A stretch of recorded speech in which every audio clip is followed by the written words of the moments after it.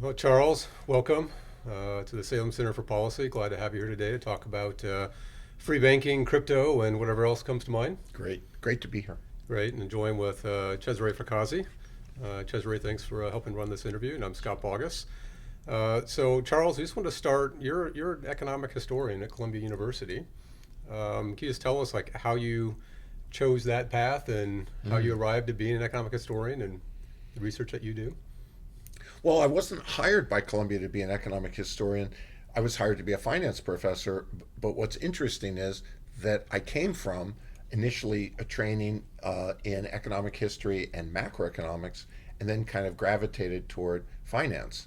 And I think you're right that I still think of myself as a financial historian as well as a finance professor. In fact, I just got an article published in the Journal of Economic History.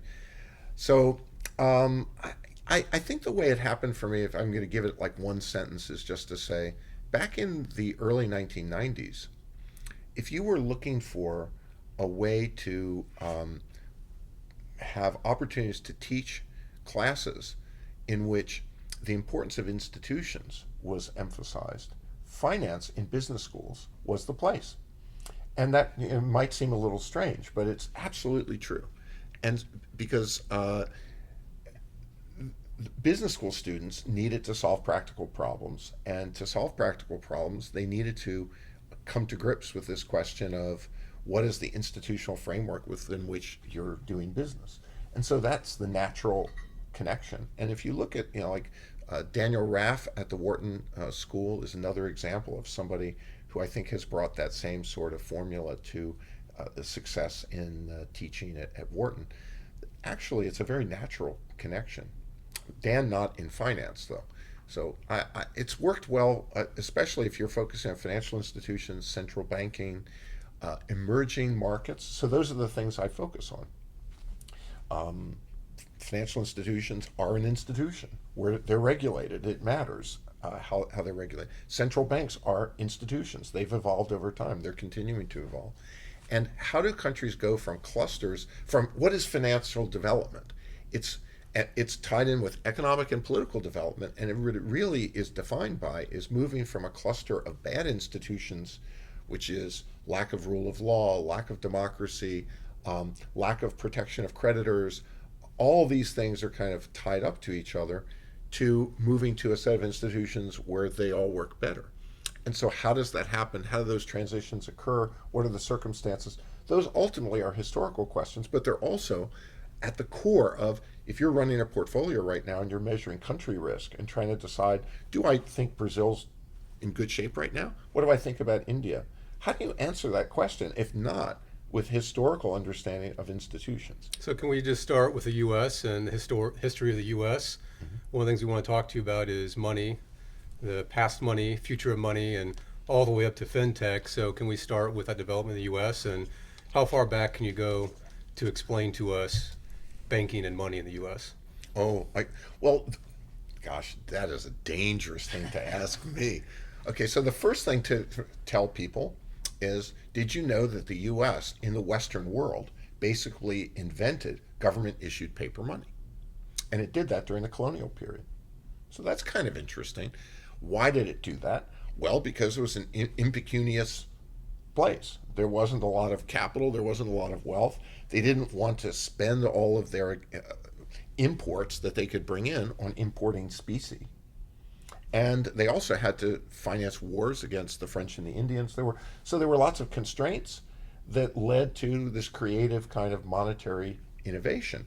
And Ben Franklin in 1738, at the age of 23, wrote a wonderful pamphlet about how you can relax these constraints and spur development by making intelligent use of paper money. By the way, John Law, famously in Scotland, had been writing about this in around 1700, then went to France and, of course, caused the Mississippi bubble and got himself thrown out because he went too far. But all of this kind of thinking starts around, in the late 1600s as ways to try to relax some constraints that have to do with reliance on species. So the U.S. was at the core of that. You could even say that the restrictions coming from Britain on the establishment of banking in the colonies were very much on the list of reasons for the revolution. It wouldn't by itself have caused the revolution, but it was one. So the U.S. is there. And then you sort of, now we fight the revolution. We are now nationally impoverished. The revolution was not a favorable moment from the standpoint of the economy. It was very destructive to the middle class, destructive of the finances. All the governments, with the exception of Virginia, pretty much were bankrupt. And then you have Alexander Hamilton coming in and establishing what is going to be the institutional foundations of a sound currency, and a huge intellect brought to bear on this question. It comes up with all those dimensions that other countries copy, by the way. So the Bank of Montreal in Canada, that charter is a copy of Hamilton's first charter for the Bank of the United States. So his understanding of kind of how do we create financial stability, what are the dimensions of that. So the U.S. has always been playing this role. So my understanding is Alexander Hamilton created the first bank charter to assume the debt of all the states to pay for the war, and was a social fabric, create cohesion amongst the states to be like a unity. That's correct. And the deal, of course, with Virginia was that Virginia, which had already paid its debts, because it was the Virginians were where all the wealth was, because of tobacco mainly. And so because all the wealth was in Virginia and they had paid their debts, the Virginians didn't really like the idea of assumption of all the debt. How did Hamilton convince them to go along with it? By locating the capital in Virginia, which is now Washington, D.C., separate from Virginia. But that's, so it's always about, money in banking is always about political deal making. It's always about dealing with political constraints. If you think about economics and you think you can think about it without reference to political events, wars, other things, the whole history of banking cannot be separated from the history of war. It's absolutely, the Bank of England was created in 1694 to deal with the wars that had just started with the French. And this is something that people aren't aware of. They think of this as a very advanced economy from a financial standpoint. England and Wales had no other chartered bank until 1825. It was a financially repressed economy in which the Bank of England's job, its main job, was to provide for the sovereign during the war with France. And that war didn't end until 1815. And then about a decade later, the Bank of England's monopoly was gone. So it's all about dealing with wars. So we have banks because of wars. And after the Revolutionary War, we didn't have a war for a long time. Can you explain the state of money in the U.S.? And we think of a single currency today, but what was it like, following the Revolutionary War up until our next big war? So you had a bunch of different views in the Constitution about what the right allocation of power over money and banking would be. And it wasn't made clear by the Constitution. In fact, if you think about the Constitution, there were, and read the notes of the people who were attending it, there were some things that were intentionally left vague because they couldn't reach agreement on it. Money was one of them. So it isn't clear that the U.S. government has the right to create a legal tender currency based on the Constitution. That's not an accident. They all discussed whether to make that constitutionally clear. And the winning there were three different views. And the winning view is kind of what we could all agree to do was to not try to resolve it. And then the next time that it came up was the War of 1812, when in fighting that war, the government got into trouble. I mean, the U.S. government, yields were in, beyond double digits. I think the face value of the government debt was down to about 30 cents on the dollar at the time of the Battle of New Orleans, which is sort of toward the end of the war. And so how did they solve that problem? You can guess. They issued bills. Now, they didn't test the constitutional question by making them a legal tender in the formal legal sense. But what they did was they made them receivable for payment of taxes at par with hard currency. The value of those bills that made them a legal tender for public And what purpose. was the hard currency? Silver or gold, right? So by doing that, you basically, so what then happened was the value of those things stayed at like 100 cents on the dollar. All the other government debts were effectively subordinated. But that was what allowed the government to pay. So they had the experience of the revolution where they'd used paper currency to deal with short-term constraints. They'd had the War of 1812. Then when the Civil War came, it was a completely different story. The problem there, and this would take us a long time to tell the full story, but the government had done a very ambitious debt raising and placed all of its debt into the banks in the fall of 1861. And then in December 1861, the government treasury announced that it saw big expenditures, a long duration war, which was not expected previously to that, and they weren't interested in doing any taxation. So all the debt they just put in the banks fell in value dramatically. The banks all were insolvent. The banks all suspended convertibility.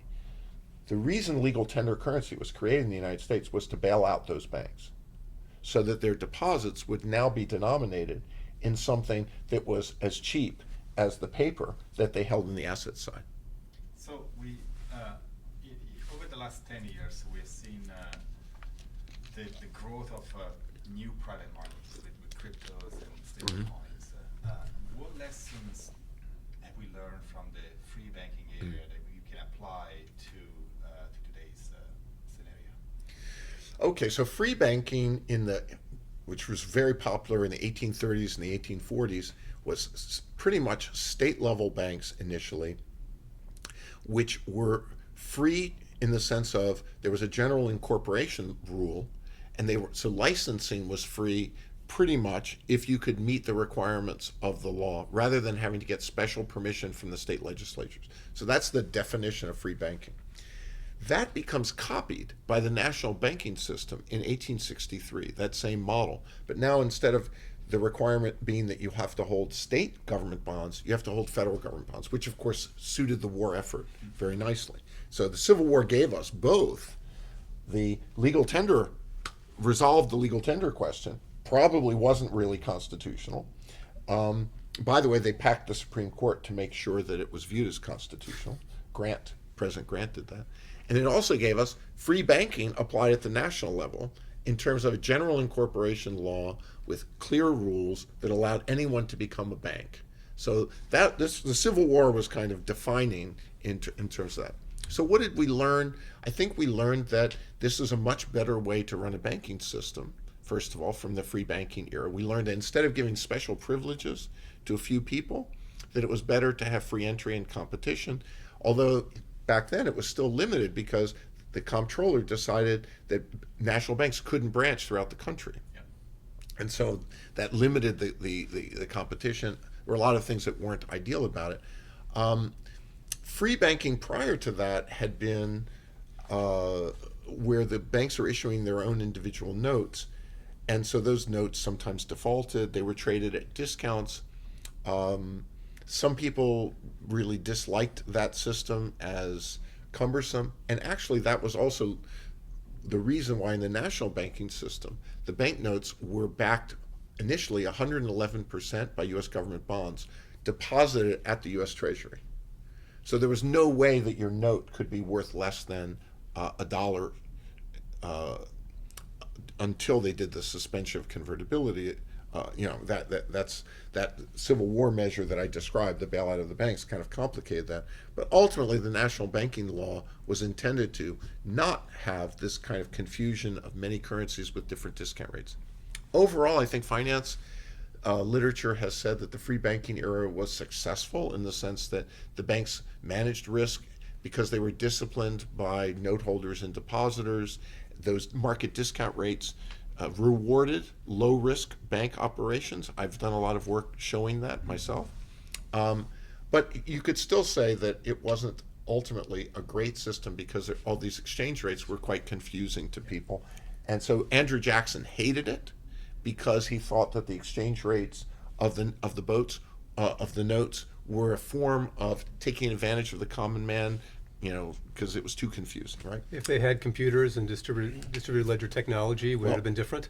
So that's a good question. I think the point is, if you're working in this area and you can manage those kinds of uncertainties, I think, I have no problem with it. But I do want to say, like if you look at the kind of ICO bubble in cryptocurrencies in 2017, 2018, I was at that time involved in a cryptocurrency very briefly. And I won't go into that because it wouldn't be appropriate to talk about specifically what I was doing there, except to say that I thought that the market was wrong, and that the people were too easy in putting their money down for things that didn't make sense, business models that really didn't make sense. And there were conversations I was involved in where people were saying, look, we've got people who will give us $100 million to do something you're telling us makes no sense. And I said, but let's just do the math here. This doesn't make sense. Well, but they're going to give us $100 million. I said, yeah, well, what will the SEC decide? Will they decide that we've committed fraud by taking it? Because this, So it's a good analogy, the dot-com era, because a lot of money was put into enterprises that didn't make a lot of sense, but the underlying technology, the internet, everybody kind of knew was going to work. Absolutely. And that's the way it is. There's exuberance in markets. There are new things. It's hard to calculate the risk. But I think what was shocking to me, though, I have to say, as a free markets advocate, and I very much am a free market advocate, but not saying I without any regulation, but I have a lot of faith in the market. But I was actually quite shocked at how much money people were willing to put out for bad business models. And I don't know if you remember this one business model. What was it called? John Taylor and Kevin Warsh were both involved in it. And it ended up that they gave $150 million back to the investors and withdrew. And I think the reason they did it was around this same time that I don't think the business model was great. And I think that they were probably wondering whether, if everything collapsed, whether they all might. I never had a conversation with any of them. I don't know. But I'm just saying my interpretation was that even though they could have taken that money, that it might not have worked out very well. And it might have been that they would have been found legally liable somehow, even though they weren't doing anything fraudulent. They told people what their model was. So it was kind of a Wild West time there, 2017, 2018. I think where we are now is different, where stable coins are, in my opinion, the future technology. And that we know how to design algorithms that can deliver stable coins very well. And I think that they've been growing very rapidly. By the way, the growth of stable coins. Is it the future technology, or is it the first real technology that's come from crypto assets? I think it's the first technology that can create a viable payment system. And it's really simple. None of this stuff that's real in finance is ever very complicated. You can get people. Can I quote you on that? Yes, absolutely. You can get people if I have relatives in Venezuela and I need to get money to them, I'm going to use Bitcoin, because all I have to do is get into Bitcoin for 10 minutes, send it to them, they're in for 10 minutes. Yes, there's some very short-term exchange rate risk, but we can do a repatriation to Venezuela of money pretty effectively through Bitcoin. But I'm not holding high average balances. I'm not putting my checking account into Bitcoin. People don't want to hold thousands of dollars indefinitely in something that's going crazy like that. That's not a payment system. That's a cute innovation that solves a particular problem, but that is mainly held, if it's held over any significant period of time, it's by speculative people, and maybe not very smart people too, I would say. Is that because it's untethered to any ability to convert into a good? Yeah, it's so here's the thing. Some people have a hard time understanding how Bitcoin can have any value. Some people have a hard time understanding why Bitcoin is going to collapse, because both can be understood in finance. So as the first mover, and having set up a network that can achieve things like that Venezuelan transaction, it has value, even though it has no intrinsic value, because it has scarcity value because it's a first mover. But that's going to go away once the stablecoin network comes into play, because it's a better network to achieve the same kinds of transactions, but to also be able to do it in a stable way. So Bitcoin should be understood as something that could have value because it was a first mover, even though it didn't have intrinsic value. Can I challenge that in just a small way? So let's assume Amazon tomorrow decided to accept Bitcoin for everything that it sells. At what parity? At parity with the dollar? Let's assume they have an initial condition, and then they just let the market figure out what the right prices are. I'm assuming if you have a very large volume of goods that you can purchase, you would reach some equilibrium. It depends on whether they established a parity, and I don't think they're going to, because they couldn't. They'd end up losing a lot of money. So no, I don't think it would. I think if a big enough player out there said, we've decided to put a floor on the price of Bitcoin by saying that we'll take Bitcoin instead of dollars at parity, that would affect the price of Bitcoin. But if all you said is, hey, I'll accept Bitcoin, but at the exchange rate, What if you of let Bitcoin what in if the you let market, each vendor on Amazon decide what that parity is? Like they can I don't accept think it payment, would. still wouldn't work. I don't think acceptance of Bitcoin as a transacting medium will lead Bitcoin to ultimately survive. Bitcoin is going to go away. Its value will be zero within a decade. Strong prediction, but it'll happen faster if the regulators don't try to stop stablecoin. So do you include central bank digital currencies into stablecoins? No, central bank digital currencies are the evil Darth Vader idea that's trying to provide a excuse for not allowing stable coins to come into existence. So if you're a central bank and you're a power-hungry kind of Darth Vader character, that's a good portrayal of the Fed, let's say. Central bank digital currency does some great things. It allows you to say that you're doing something very progressive while you're buying into the prevention of the innovation stablecoins. Stablecoins are a much better transacting system than central bank currency. Why? Because blockchain is not hackable. It's bilateral, so it's more stable actually as a system to set things up. It can be linked to things that are more financially inclusive than the banking system. So actually you can have more financial inclusion, less hacking, and it's also cheaper. And now as they've overcome the technical obstacles to blockchain clearing faster, it can be faster. So it can be faster, and there's even more. Okay, so it can be faster, more inclusive, less hackable. But now there's a fourth thing that you can do. The future of stablecoin transacting is going to be to staple to the message of the transaction some other messages. For example, my name is Cesare. I'm more than 18 years old, and here's my payment to bet on something in the casino. Or on university campus, my age is 21. Right.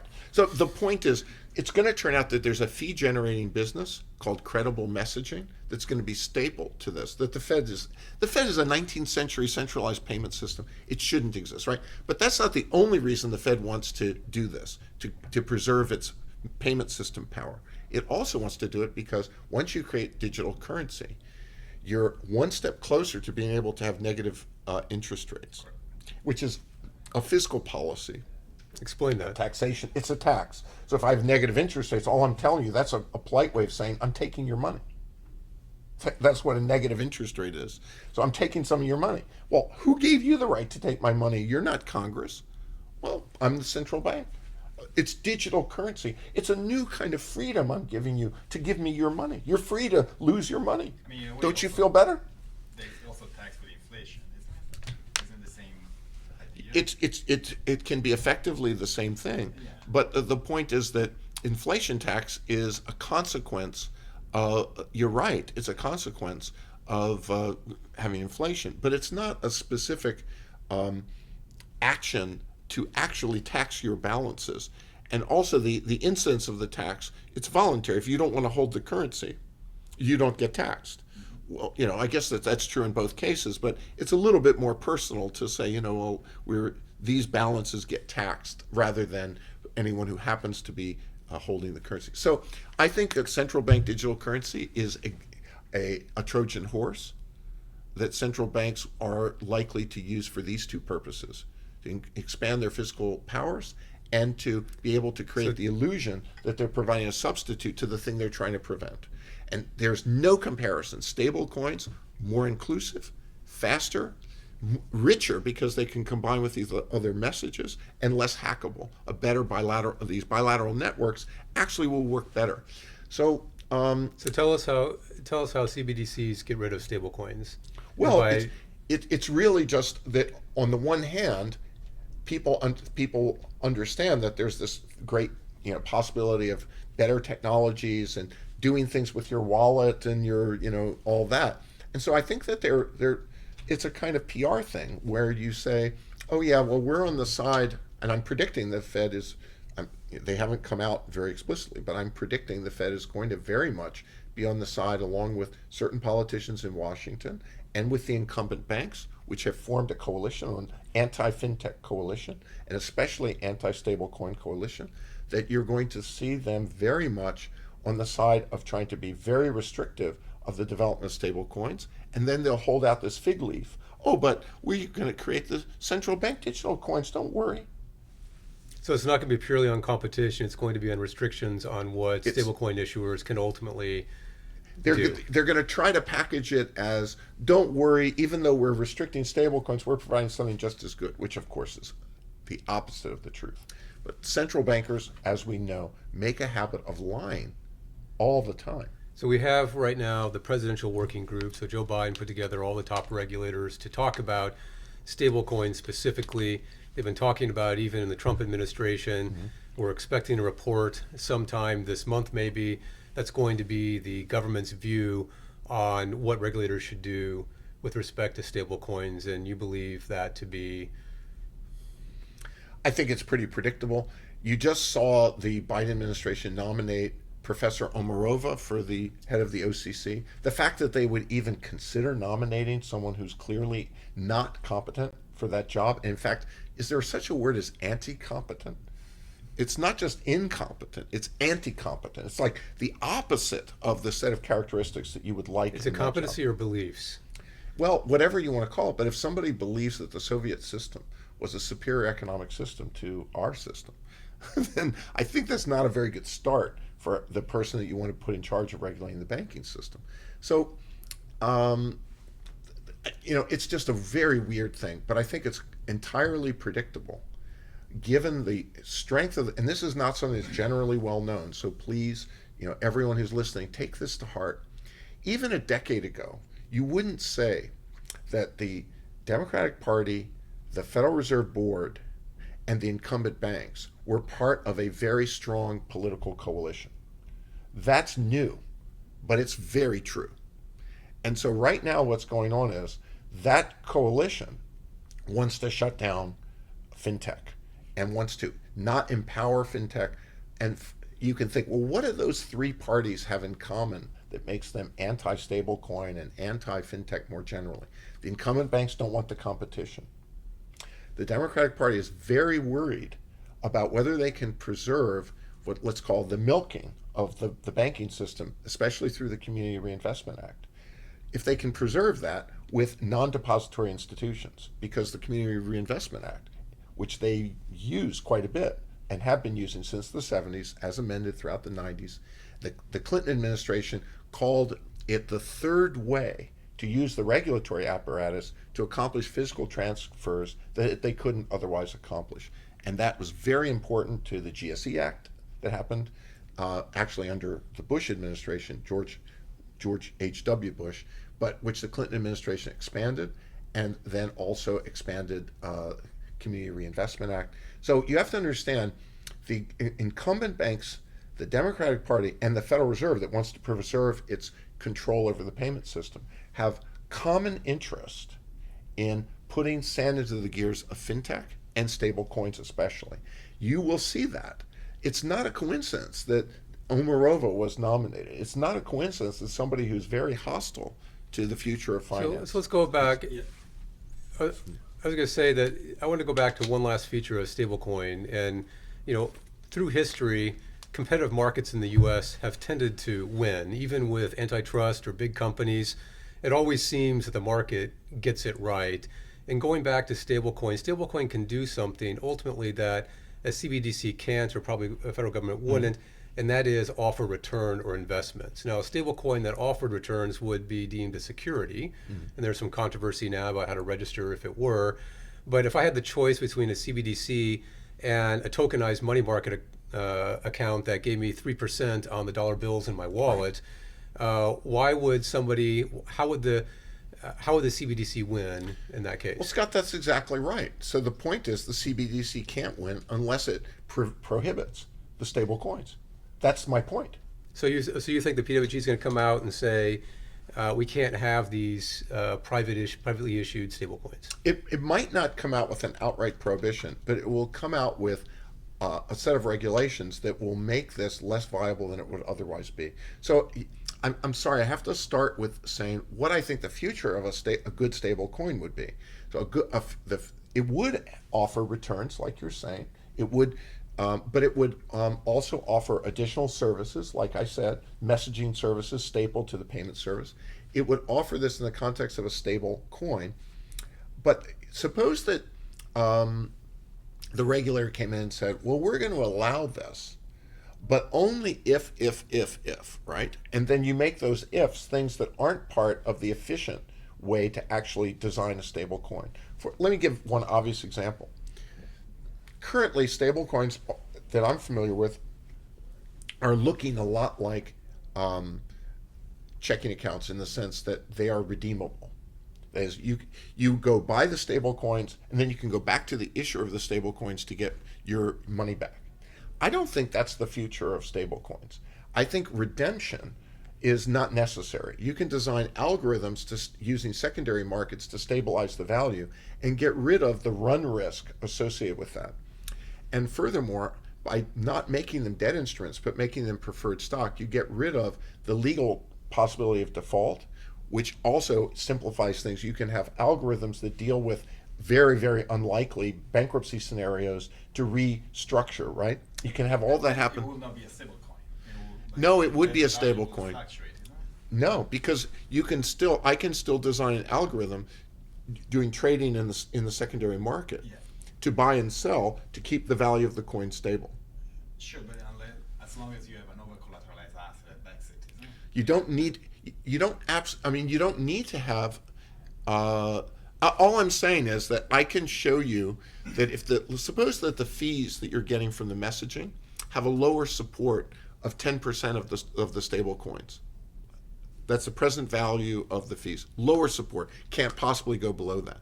Well, then you could dividend out 10% of the stable coins as reserves, right? You could pay that. So my point is, that's actually pretty viable. And then you could still have enough with an algorithm and that could have lines of credit from other intermediaries to provide liquidity as needed against. So I'm just saying, let's use the tools of finance to think about the fact that this doesn't have to look like a debt instrument. It doesn't have to look like a redeemable debt instrument. And the reason that's so important, and I've been telling people in the industry this for some time, is these politicians and regulators are going to try to call stable coins deposits.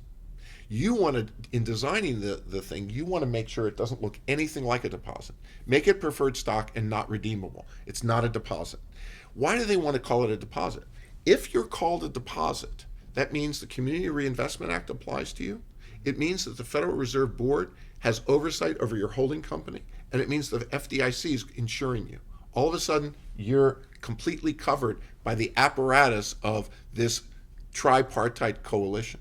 But if you structure stable value coins to deliver the same thing that people want, stable value, but you do it in the way I described, and then maybe we should be chartering those as banks too.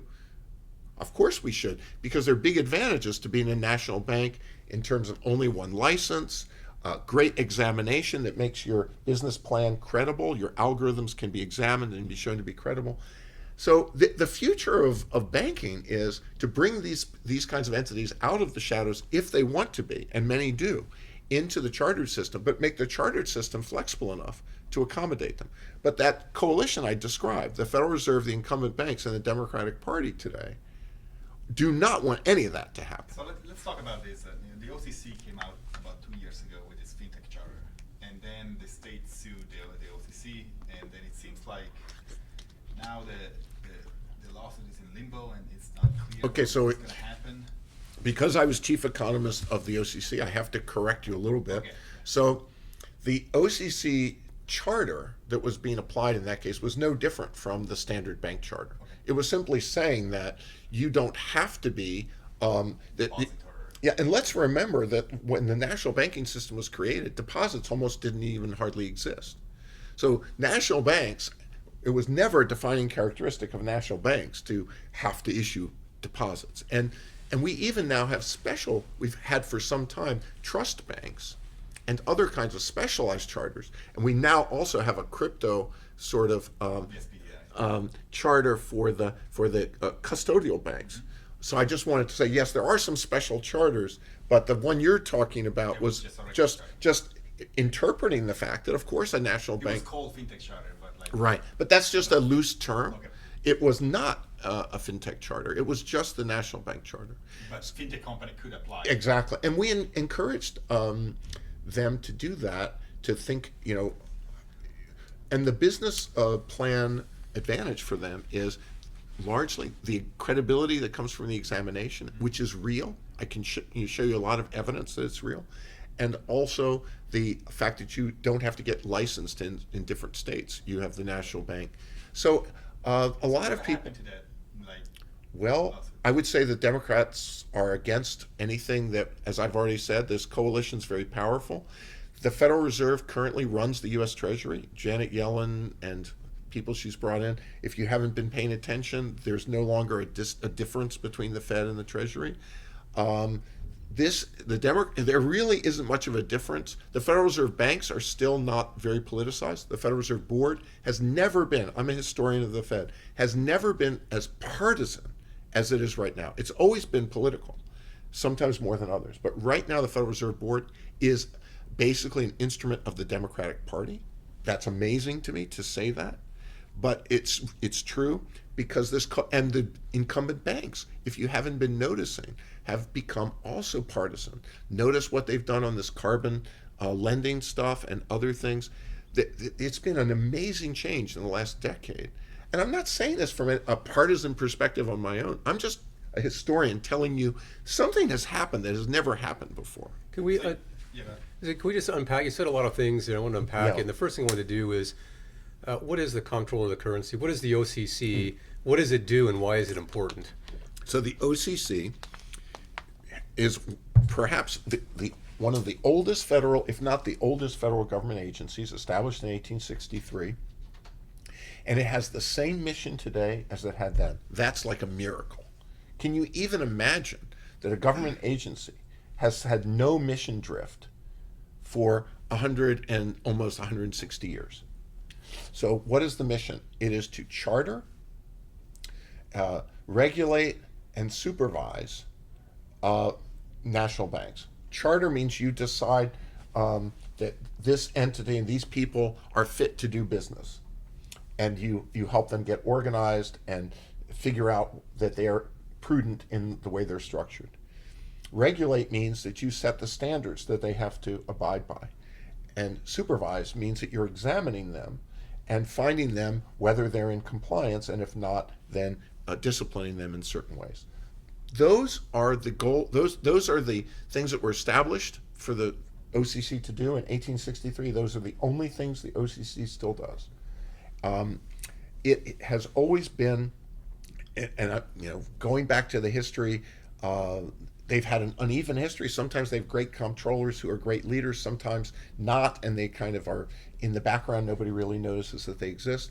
But they've historically had great history as being a credible source of discipline in the banking system. They haven't always gotten everything right, but politically they've been less captured than the Fed by the big banks. They're a source of discipline and honest conversation. So what's the division of labor? I think if you ask the average person on the street who regulates banks, they'd say the Fed, right? And so what is the division of labor between the OCC and the Fed in terms of... And don't forget the FDIC. And the FDIC. So they're really, they have, each of them is a primary regulator of a different kind of bank. So, and banks are also often located within bank holding companies. So everyone who's not a nutcase like me about following banking they've just gone to sleep, right? Like, what are you talking about, right? So banks are the chartered entity. Banks are owned often by bank holding companies. Bank holding companies are regulated by the Federal Reserve Board, not the Federal Reserve banks. The national banks that are all members of the Federal Reserve too. The national banks, not the bank holding companies, are regulated by the OCC. So Citibank is regulated by the OCC. Citigroup is regulated by the Federal Reserve Board.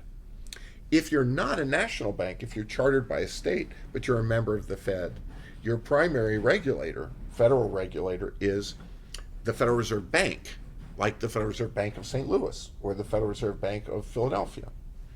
And if you are not a member of the Federal Reserve System and you're chartered by the state, your primary federal regulator is the FDIC, because you still, as of 1933, are forced to get deposits. So the OCC regulates the bank, issues the charter, and the holding company has broker-dealers and all sorts of other things that sit inside of it. And so the Fed looks holistically at all the things, and the OCC just the bank. And that's correct. And so the OCC, but it's not that the OCC doesn't also look at the holding company, because we do. So we're looking, if it's relevant, it does. But it's the question of specialization and who is regulating the holding company. The Fed has authority to regulate the holding company. The OCC might still have an opinion about what your practice is with respect to the holding company, but the regulatory authority is over the bank. So, but there's an important, forget all that stuff for a minute. There's an important practical change, which was what Dodd-Frank did was, by giving so much more authority and mandate to the Federal Reserve, it caused the Fed to become a much bigger supervisory agency than what it had been. So just count up the number of people who've been hired to do this supervisory function. So to me anyway, the threat is the OCC is becoming, relatively speaking, less and less important. It still maintains uniquely the role of rechartering, which in this FinTech space is extremely important. But that's up for play. Politics, I think the politics right now, the fact that they nominated Omarova to be the OCC Comptroller speaks very loudly about wanting to shut down this progressive and independent voice. The OCC also has a personal interest in chartering banks, wanting to charter more banks, because we are funded. I shouldn't say we, I'm no longer there, but the OCC is funded by the fees from the member banks. So let's talk about that for a second. So it has a sort of, you've got somebody in the mix who actually wants the banking system to progress, to be futuristic, to evolve in a good way, because they actually benefit directly from having more regulated banks. The classical OCC charter bank has a balance sheet. There are loans and deposits, assets and liabilities, and that's what we classically think of banks. They supervise those. And then Cesare started off with the question of, what about this FinTech charter? And it was, I guess, just named so. But how do we think about regulating a FinTech? Do they have a balance sheet?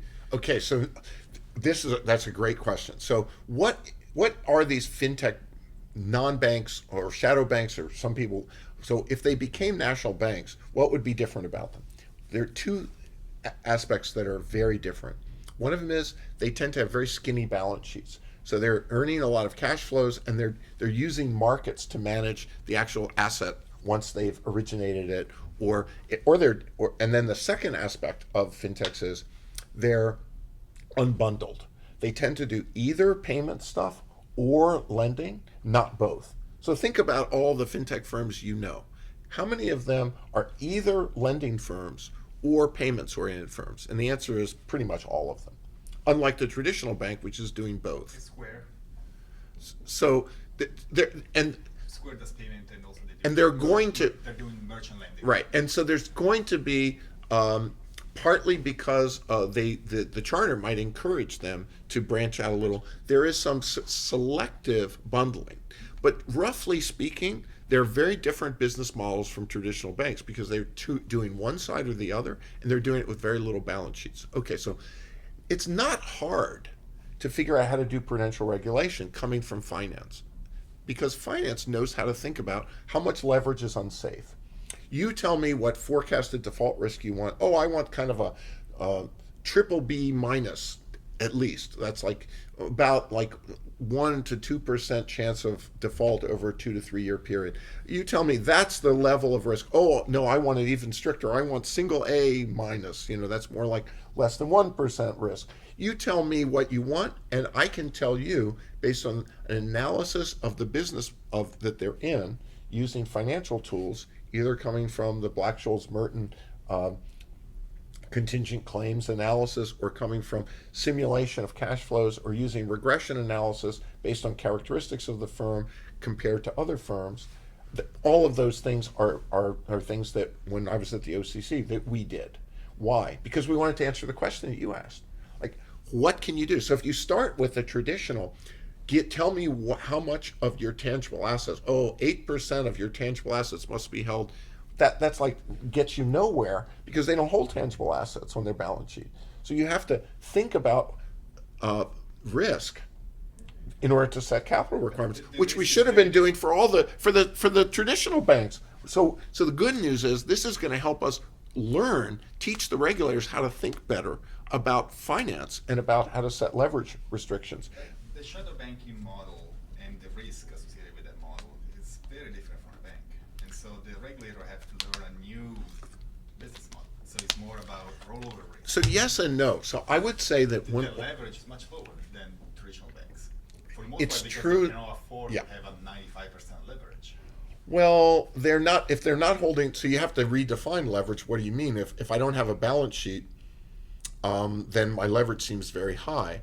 But if that could be just because I have a lot of intangible assets, right? So I have fee generating. So if I have any debt, you might say, "My goodness, your leverage is 800%." I'd say, "Well, no. Look at it relative to my revenue. Look at debt service relative to my revenue, and then let's do a simulation of the risk of the cash flows, and then all of a sudden you become very comfortable." Yeah. Right. I'm just saying that it's a very different way of regulating. It is, but when I said that to my colleagues at the OCC who were in supervision, they pushed back and they said, "You're wrong. We have been dealing with intangible assets as part of what banks do and evaluating those risks and using them to, from a supervisory discretion standpoint, to think about risk for a long time. But they haven't been doing it as part of the capital standards." Right? So and they haven't been doing it in a way that I would say is consistent and accountable. Whereas if you're setting capital standards for fintechs, you have to have accountability and it has to have consistency across business models. So if you translate everything into what's the, using either the Black-Scholes-Merton framework or a regression framework or a cash flow simulation framework, and those are the only three that I can think of, you can come up with consistent approaches for saying, given what we know about your financial institution, even though its business model is very different from the other fintechs, here you should have a 12%. You should have 12% of your debt in equity. You should have 10%. You should have 9%. But my view, especially for shadow banking, their leverage is much lower. So I don't think the issue is about. So their risk is not lower. The modal, It's yeah. the left hand side. The question is But their risk. It's systemic risk. It's. But actually, they're risky. So the modal credit default risk of a shadow bank is more like double B. Okay.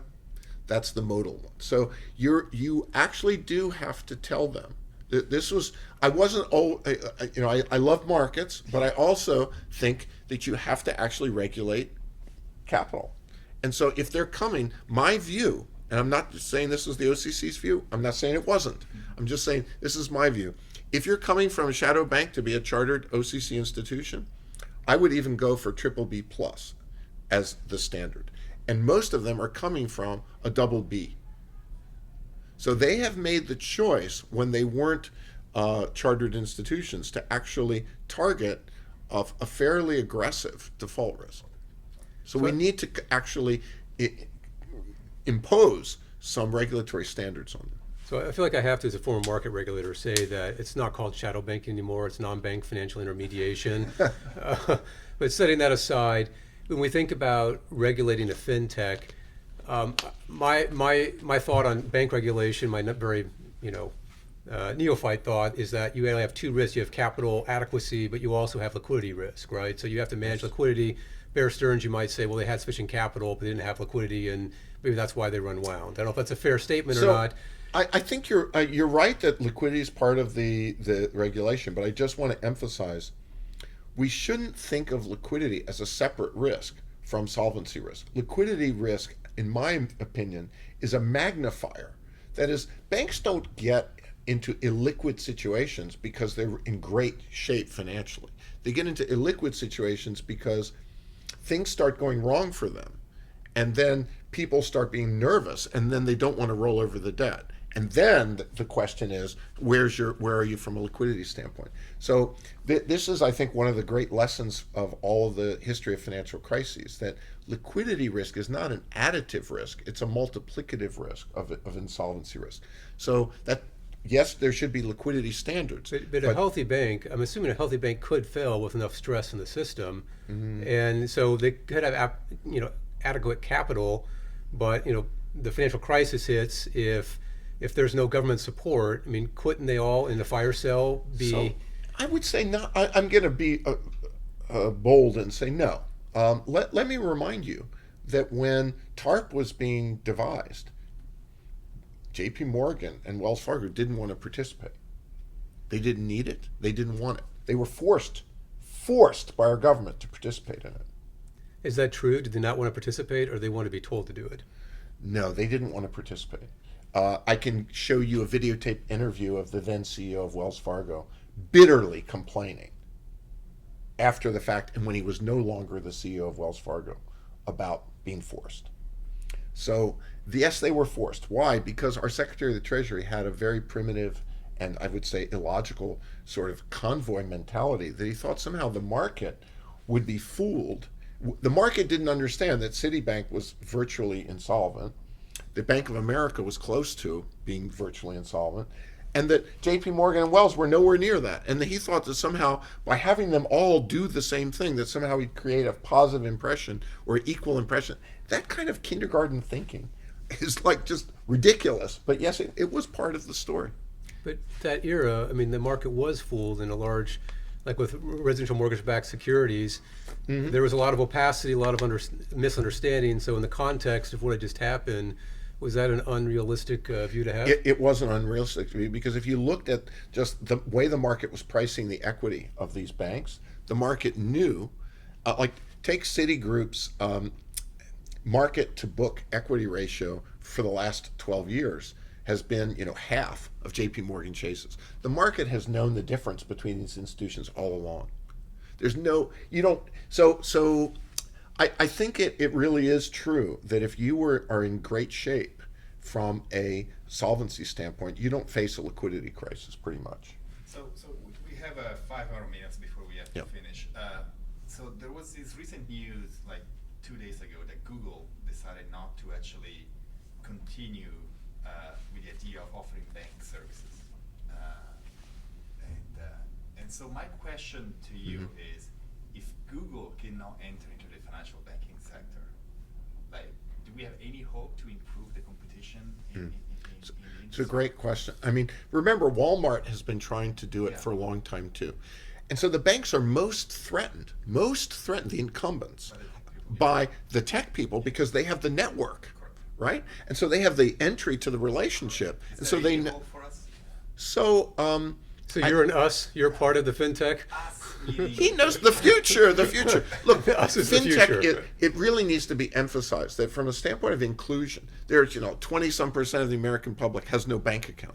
They might be connected to Google. They might be connected to Walmart. They might, right? So you want to, from a financial inclusion standpoint, this is very important. But the incumbents are very powerful. This coalition right now of the incumbents, the Federal Reserve Board, and the Democratic Party, I'm sure they're against letting these big players come in and disrupt their You know world. why Google said that they were not going to do it? Because Google has a cloud computing business that they wanted to grow, and most of the customers of this cloud computing division are banks.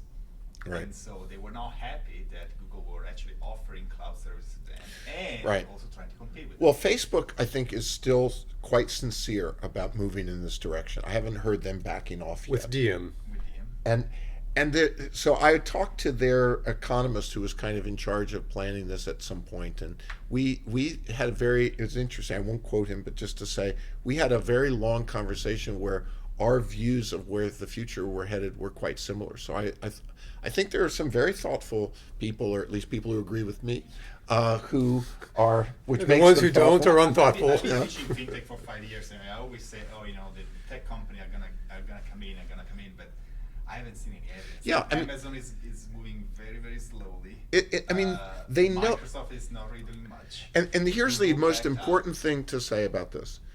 You cannot do this if the government doesn't let you. The government can stop it. Look at what the Chinese are doing. Our government can stop this. Don't think that somehow you're immune, you can operate in some cloud, right? No, you are still physically linked. You're a physical being in a physical place. They can stop it. And so we need to all wake up and realize that the big coalition right now that's against this is powerful. And if we just all sleep through it, we're not going to get the future that we deserve. So let's talk about hope for a second.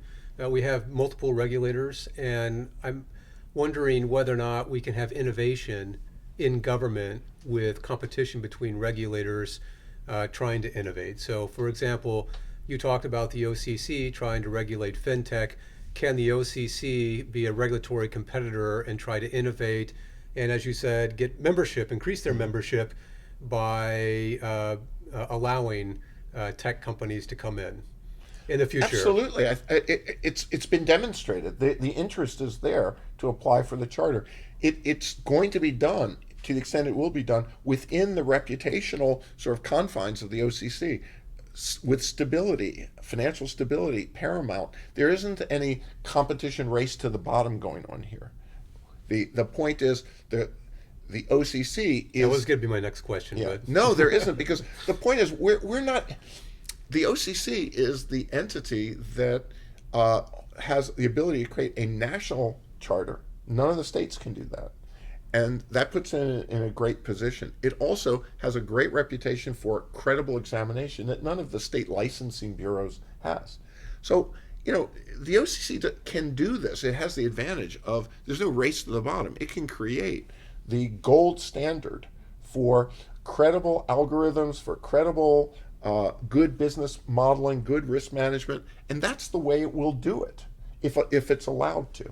But the key question is, the OCC is still part of the administration. It's still part of the Washington apparatus. It's not independent. And so that's the problem. What's my prediction? This is going to be put on hold, at least for the foreseeable future. This coalition is very powerful, and they're against it. Great. Well, Charles, it's been wonderful to have you on with us for the past hour, and thank you for all the enlightening comments. Well, I hope I managed to say something a little controversial. Oh, you managed to do that. Thanks. It was a pleasure.